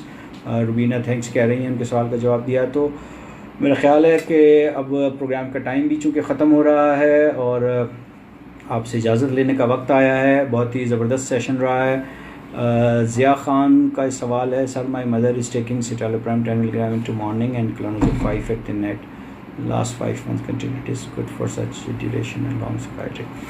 Zia sahib, जो आपने बताया कि आपकी वालदा मोहतरमा ये दवाइयाँ खा रही हैं, सिटालोप्राम 5 महीने से और क्लोनाज़ेपाम 5 mg, आई थिंक मेरा ख्याल ये 0.5 mg होगी, क्योंकि 5 mg में क्लोनाज़ेपाम नहीं आती, क्लोनाज़ेपाम 0.5 mg की होती है। ये दोनों दवाइयाँ अगर आपकी वालदा को किसी साइकियाट्रिस्ट ने लिखी हैं तो बिल्कुल ठीक दवाइयाँ हैं और ये लंबे अरसे के लिए ली जा सकती हैं। लेकिन फिर भी मेरी आपसे गुजारिश ये होगी कि लगता यह है कि पिछले 5 महीने से आपने अपनी वालदा को अपने डॉक्टर से विज़िट नहीं करवाया है, तो मेरी आपसे रिक्वेस्ट होगी कि इनको विज़िट करवाइए और डॉक्टर साहब से अगर इनकी तबीयत अल्हम्दुलिल्लाह ठीक है, बेहतर है, तो दवा की डोज़ में कमी होनी चाहिए और दवा की डोज़ कम हो सकती है। ख़ुसूसन क्लोनाज़ेपाम को अगर आप कम कर दें तो खासा बेहतर होगा, लेकिन ख़ुद से कम ना कीजिए। डॉक्टर साहब से मशवरे के बाद पहले क्लोनाज़ेपाम को ग्रेजुअली टेपर ऑफ करेंगे और उसके बाद फिर हम सिटालोप्राम की तरफ जाएंगे अगर अल्हम्दुलिल्लाह तबीयत बिल्कुल ठीक है। डिल्यूजन का मरीज़ आने आपको पॉजिटिव थिंकर समझा है। आसिम साहब, आपके कमेंट से मैं जो समझ पाया हूँ कि आप ये कह रहे हैं कि डिल्यूजन के मरीज़ आने पर आपको पॉजिटिव थिंकर समझा है। Thank you. अगर मुझे पॉजिटिव थिंकर समझा है तो बहुत शुक्रिया, और अगर ये आपका कोई सवाल है जो ठीक से नहीं है तो फिर प्लीज़ रिफ्रेश कीजिए। Talking about today's topic for violent patient at home after getting hold of them, is family supposed to wait for help, is someone among the family member is trained to administer the sedative? Doctor Shaila, आपका सवाल बड़ा ज़बरदस्त है। ये बात मैंने उस वक्त मेरे ख्याल कही है कि जब आप उस मरीज़ को रिस्ट्रेंट कर लें तो फिर आप पहली फुर्सत में उसे हॉस्पिटल लेके जाएं। अगर साथ में कोई ट्रेन नर्स या ट्रेन डॉक्टर मौजूद है जिनको पहले से साइकियाट्रिस्ट ये गाइड कर चुके हैं कि कौन सा इंजेक्शन या कौन सी दवा लगानी है, तो वो ज़रूर दवा लगाएं, लेकिन ख़ुद से घर में कोई भी सेडेटिव, नींद की या नशावर दवाई लगाने की कोशिश ना कीजिए। ये एक गैर मुनासिब कोशिश होगी। अगर मरीज़ को जिस तरह से क्राइसिस इंटरवेंशन करके आपने काबू कर लिया है तो फिर पहली फुर्सत में मरीज़ को रेस्ट्रेंट करके आप फ़ौरन हॉस्पिटल लेके जाएं और उसको दाखिल कराएं। ये बात हमने वहाँ की थी। थैंक यू शैला, आपने दोबारा इस तरफ तवज्जो दिलवाई। उमैर साहब सवाल पूछ रहे हैं कि sir, I am on a perch, Lamictal, Epival and Trileptal but still have rapid changing mood. Umair साहब, ये जो दवाइयाँ आपने लिखी हैं, 3 एंटी एपिलेप्टिक दवाइयाँ आप खा रहे हैं मूड स्टेबलाइजिंग के लिए। 3 एंटी एपिलेप्टिक दवा खाई जा सकती है जब किसी को एपिलेप्सी का मर्ज़ हो। कल डॉक्टर आतिफ साहब का बहुत ज़बरदस्त सेशन था एपिलेप्सी के ऊपर, शायद कल या परसों। आप इंस्टीट्यूट ऑफ क्लिनिकल वेबसाइट के जो पेज है उस पर जाके वो सेशन पूरा सुनिएंगे तो आपको इस सवाल का अच्छा जवाब मिल जाएगा। लेकिन अगर आप मूड स्टेबलाइज़र के तौर पे ये तीनों दवा खा रहे हैं तो ये बिल्कुल गलत है। आई डाउट कि ये किसी क्वालिफाइड साइकियाट्रिस्ट ने आपको ये 3 दवाइयाँ मूड स्टेबलाइज़र के तौर पे लिखी होंगी। मुझे लगता है कि या तो ये आप सेल्फ मेडिकेशन कर रहे हैं, लेकिन अगर आपके डॉक्टर साहब ने लिखी है तो उनसे आप जाके डिस्कस कीजिए और उनसे कहिए कि डॉक्टर साहब 3 मूड स्टेबलाइज़र के बजाय कोई एक मूड स्टेबलाइज़र पे मुझे रखें और उसी की प्रॉपर डोज में रखें। यहाँ ये मैं अपने साइकियाट्रिस्ट कुलीग और कुछ डॉक्टर हजरात से भी ये शिकवा है मेरा कि बाज़-औक़ात ये देखा गया है कि वो एक से ज़्यादा दवाएं एक ही ग्रुप की लिखते हैं और तीनों दवाएं बिल्कुल लो डोज में होती हैं। शायद कोशिश ही होती है कि एक दवा काम नहीं करेगी तो दूसरी, और दूसरी नहीं करेगी तो तीसरी। ये बिल्कुल गलत तरीका है इलाज का। आप जब दवा लिखें तो कोशिश करें कि कोई भी एक दवा चूज़ करें और उसी दवा की अप्रोप्रिएट डोज़ दें। अगर इस डोज़ पे काम नहीं करती है तो डोज़ को बढ़ाएं, फिर भी काम नहीं करती है तो फिर केमिकल चेंज करें। कॉम्बिनेशन ऑफ ड्रग जो है वो तीसरे और चौथे मरहले में आता है, पहले दूसरे मरहले में नहीं आता।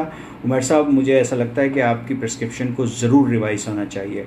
Ali Raza Mangi sahib, how to deal with the panic attack, पिछले संडे को हमारा इस पर प्रोग्राम हुआ है। अली रज़ा साहब, प्लीज़ आप उसको देखिए, उसको सुनिए। फिर भी मैं छोटा मुख्तसर आपको बता देता हूँ कि पैनिक अटैक अगर हो रहा है तो पैनिक अटैक के दौरान ऐसी दवाइयाँ मौजूद हैं जो फौरी तौर पर पैनिक अटैक को कंट्रोल कर लेती हैं, लेकिन सिर्फ उन्हीं दवाइयों पर रिलाई नहीं करना चाहिए, आपको प्रॉपरली पैनिक डिसऑर्डर का इलाज भी करवाना चाहिए। ज़िया साहब जैसा अच्छा ओके हमने जैसे बात की थी कि 0.5 है clonazepam, she is visiting every month but still taking same medicine from last 5 month as per psychiatrist agreed. अगर ऐसा है तो बिल्कुल ठीक है, इसमें कोई मज़ायका नहीं है। सिटालोप्रैम और क्लोनाज़ेपाम इस डोज में लॉन्ग टर्म बिल्कुल यूज़ की जा सकती है, और साइकियाट्रिस्ट अगर इसके ऊपर एग्री हैं तो बिल्कुल इसको कंटिन्यू कीजिए, और मुझे उम्मीद है कि अल्लाह ताला आपकी वालदा को मज़ीद सेहतमंद रखेगा। इकरा का सवाल है, how to overcome over thinking and avoid negativity on some issues. Iqra आप ये जो हमारे सेशंस रोज़ाना हो रहे हैं इंस्टीट्यूट क्लिनिकल साइकोलॉजी के फेसबुक पेज से, इनको आप देखिए, बल्कि मेरा ख्याल है शायद इसके ऊपर 1 या 2 सेशंस ऑलरेडी हो चुके हैं, तो आई थिंक वहाँ आपको वो सेशंस आप ज़रा मौजूद हैं इस पे फेसबुक के ऊपर, हमारे फेसबुक पेज के ऊपर, तो आप उसको देखिए तो इंशाल्लाह आपको जवाब मिल जाएगा। सैयद बिलाल शाह साहब पूछ रहे हैं कि treatment from the tension headache. Tension headache basically एक ऐसा हेडेक होता है जो स्ट्रेस की वजह से होता है, तो हमें हमारी प्राइमरी फोकस उस स्ट्रेस को ट्रीट करना होता है, और उसका जो बेस लाइन यूजली एंजाइटी या डिप्रेशन जो भी हो उसी को ट्रीटमेंट करते हैं। जब उसका ट्रीटमेंट करते हैं तो हेडेक खुद ब खुद ठीक हो जाता है। सिर्फ ये होता है कि साथ में शुरू में कुछ हेडेक के लिए पेन किलर्स भी देनी होती हैं।